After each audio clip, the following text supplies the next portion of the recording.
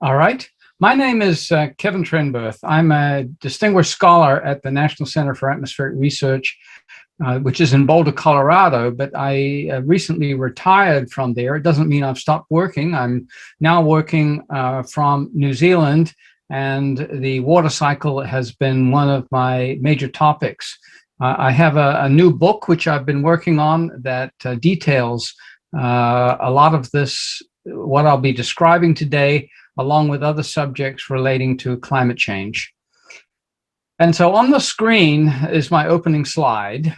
Uh, the, uh, the changing water cycle is the topic, and it highlights the fact that water is extremely important. It's irreplaceable. It's non-substitutable for many things, and it's more than just another natural resource. And some people say water is life. And so this is another slide which sort of indicates some of the connectivity that occurs, especially between water and climate, and the links with all ecosystems, society.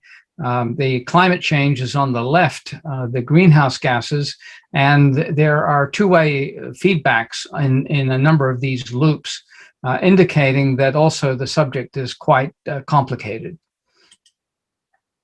So one of the main things that my work has involved is how should rainfall and precipitation change as the climate changes?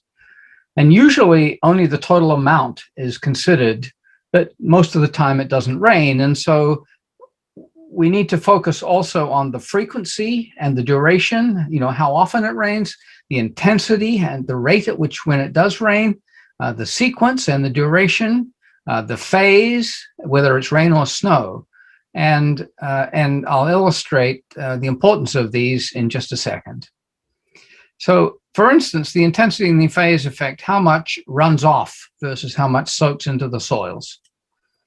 And so in this example here, I have two stations, Station A and Station B. This is 1 month's worth of rainfall data, and the rainfall amount is the same in each case.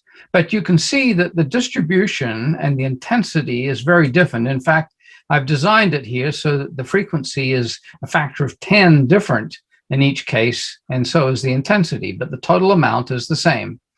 And so what does this mean for the climate at these two different stations? Well, in the first one, there would be drought and wilting plants in the dry period, possibly even wildfires, and then suddenly there's enough rain in 2 days to cause local flooding. At the other station, however, there's never enough rain to produce any runoff. The soil moisture, on the other hand, gets replenished regularly. There's no drought. The plants mostly do reasonably well. And so you can see that the climate in these two places would be quite different. And that illustrates why we need to pay attention to these two things. So the next slide here shows some results of processing of hourly data showing the long-term averages for December, January, February, and June, July, August. And these are fairly familiar. You can see the storm tracks in middle latitudes, the intertropical convergence zone, and the South Pacific convergence zone, the monsoon regions over the continents, and then the movement of those into the northern hemisphere in the northern summer. Those are familiar. So then when we look at the percentage of time that the precipitation occurs, that's what's given in this slide here. And you can see the numbers down here, and I've compared it with the percentage of time that it's fine. And you can see a lot of places, the numbers are somewhere of the order of 10%. But in the major convergence zones and the monsoons, it can easily be 60%, 70%. Well, this is for a threshold which is not much more than a trace. If you go to moderate rain, 0.2 millimeters per hour and 2 millimeters per hour for heavy rain, this is what it looks like. The patterns actually look quite similar, but you can see the numbers are quite different. And so down here for the heavy rains, you're talking about 1 to 5% for the most part. And but it is notable that the patterns are quite similar. Another way of looking at it is by, instead of looking at daily data, which is often most commonly used and most readily available down the bottom here, we look at 3-hourly data or hourly data. And so in a day when there is some rain, it may only be for 5 minutes, so it would qualify in these other two cases, but it also counts for daily. And the daily frequency is much, much higher.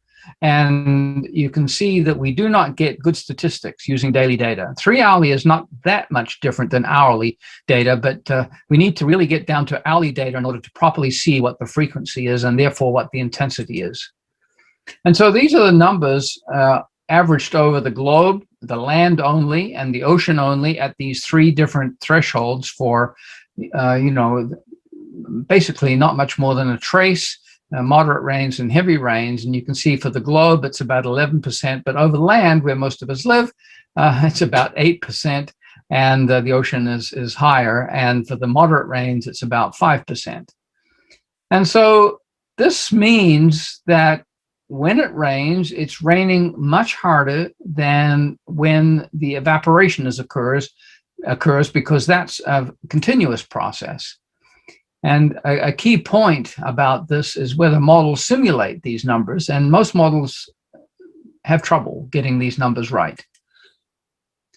So one of the implications is that since it only precipitates over 11% of the globe at any time, it demonstrates that the average rate when it rains is 9 times the mean evaporation time rate. 9 times 11 is about 100. Or if you go to the 8%, then 16, something like that. And so the air feed a weather system, a precipitating weather system, 9 times, perhaps maybe 15, 16 times the area, and it comes about through convergence of moisture, not from local evaporation. So a key thing then is that warmer air holds more moisture at a rate of 7% per degree Celsius. This is the Clausius-Clapeyron equation. And it's expressed as a percentage because it's nonlinear. But it also depends on moisture being available. So the relative humidity tends to remain about the same because of the way in which weather systems work, the processes in the atmosphere. And the exceptions are some differences between the land and the ocean, because the moisture comes mainly from the ocean. This is the overall hydrological cycle. And once on warmer land, the relative humidity therefore drops somewhat. And as the land is warming more than the oceans, this means the relative humidity over land tends to go down a little bit, and this has some consequences for some weather systems. And then the moisture availability issue is especially paramount in arid regions. So warmer air holds more moisture. More heat means more drying, more evaporation, and more moisture, which means where it's not raining, things dry out quicker and there's more intense drought.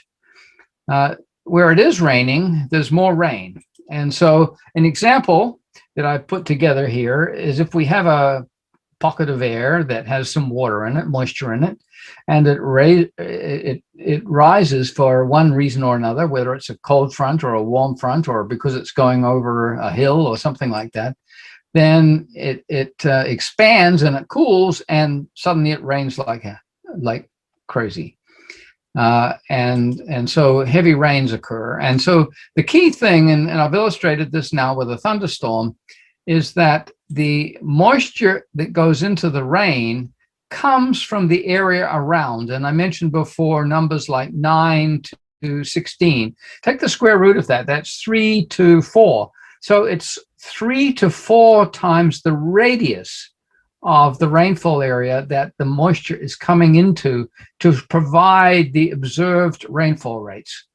And that means if there's more moisture in the environment because it's warmer and more is evaporating, it means that it rains harder. And so this is a summary of the overall changes that go on. We have increases in greenhouse gases with climate change. That increases the radiative forcing, as it's called. This is really the global warming, increased heating, if you like. That heating goes into increasing temperature on the one hand, but also increases in evaporation. The increase in temperature increased the water holding capacity of the atmosphere, and the increase in evaporation actually increased the moisture content. And that feeds into all of these kinds of weather systems, all of them. All of them feed available moisture to enhance precipitation rates. It therefore means enhanced latent heat release when the rainfall occurs, and that enhances the storm intensity. It increases the storm intensity.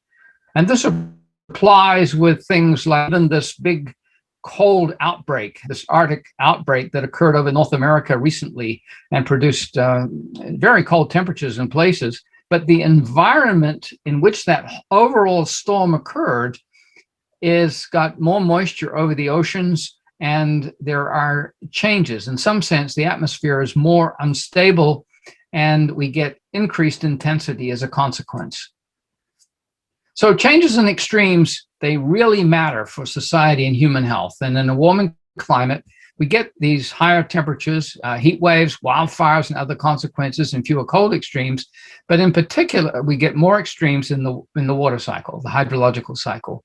More intense precipitation, we get longer, more intense dry spells. There's increased risk of flooding and drought, in this case, both extremes of the water cycle. More intense storms, hurricanes, and tornadoes, and this provides major challenges for a water manager. And often the people or the organization that is responsible for protecting us from flooding is quite different than the group that's responsible for providing water for irrigation or for crops.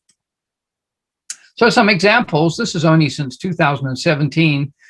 These are some examples of places where major flooding occurred in India, Bangladesh, Nepal. In the UK, there was major flooding that year. India in 2019, Venice has chronic problems. In Japan, I put this up in particular because in the first part of Japan in July of 2018, there was major flooding, tremendous damage. And then in the same month, they got to over 40 degrees, record-breaking heat waves in the same month, two extremes in the same month. And of course, in California in 2018, that was record-breaking year with all kinds of damage caused by wildfires. And then 2020 broke that record and is now the worst on record. And so there were over 4,200 buildings that were destroyed in the recent wildfires. In the Southern Hemisphere in Australia in 2019-20, there was major bushfires, as they call it there, unlike anything they'd seen before. And it led to very high temperatures and blackouts and tremendous damage to many of the ecosystems and many of the unique animals that Australia has. And we've also seen examples in the Amazon, in the Brazil, in the Pantanal. And so, you know, this is a wetlands area in South America. And so this is occurring everywhere. Now, I thought I'd spend a minute talking about typhoons and hurricanes. They're the same phenomena, but just in different basins. And they depend upon sea temperatures, and there's large natural variability. With climate change, we expect more intense hurricanes, bigger hurricanes, longer lasting hurricanes, more flooding rains. And possibly there could be more hurricanes in some cases, although there are reasons why we don't expect that to be in general the case. And so these are examples in 2017 to 2019 in the Atlantic, in the Pacific, and in the Indian Ocean. And you know, the answer to the question at the top of the page is that, well, yes, hurricanes are natural, but they're now supersized. There's more activity than there used to be, and these events would not have occurred in the way in which they did without human-induced climate change.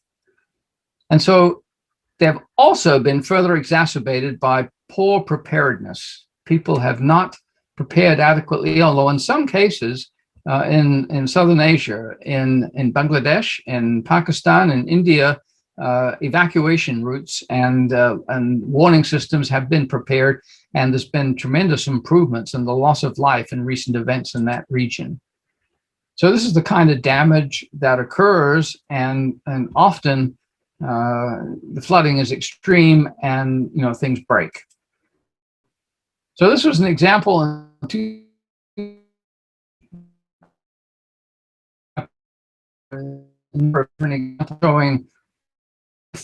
that went across the Philippines and then into Vietnam. Just a tremendous number, 8 landfalling hurricanes in Vietnam in 2020. And in the North Atlantic, there were also a very large number of hurricanes, over 30 storms, and we got well into the Greek alphabet. And so there was a lot of attention given to that in the media. Excuse me.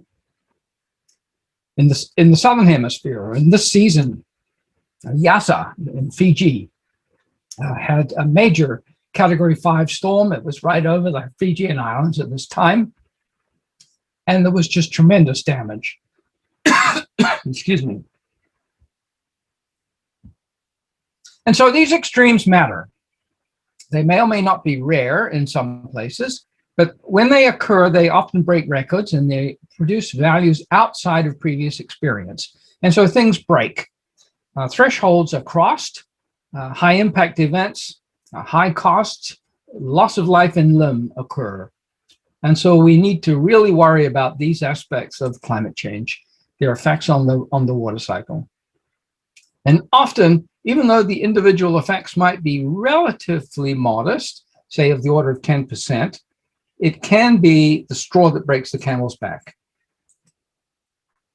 And so some of the essentials with regard to precipitation are that the understanding of all aspects of it, all of these characteristics I've talked about, is important, and it needs to be replicated in models, and not enough attention has been paid to that.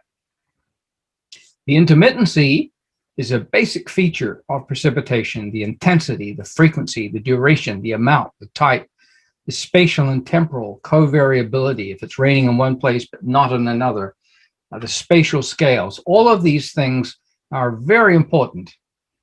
They relate to the extremes, and the dry and wet spells are becoming more extensive and cause major problems for water resources and water resource managers. And so this will be a primary pressure point for society in the future. And so it's a major issue, and I applaud the current conference for focusing attention on it. And it's a very interesting and important topic. And so this is my contact information. I'll include this slide in the package here. My phone number is in New Zealand, but you can go to my website and find information.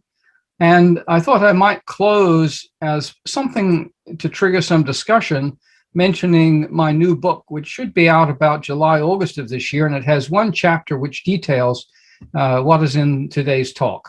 And so this is the topic, and it's at a level intended for advanced policymakers. There's very few or no equations. All the equations, the few equations that are there, are in sidebars. And so you might watch for this.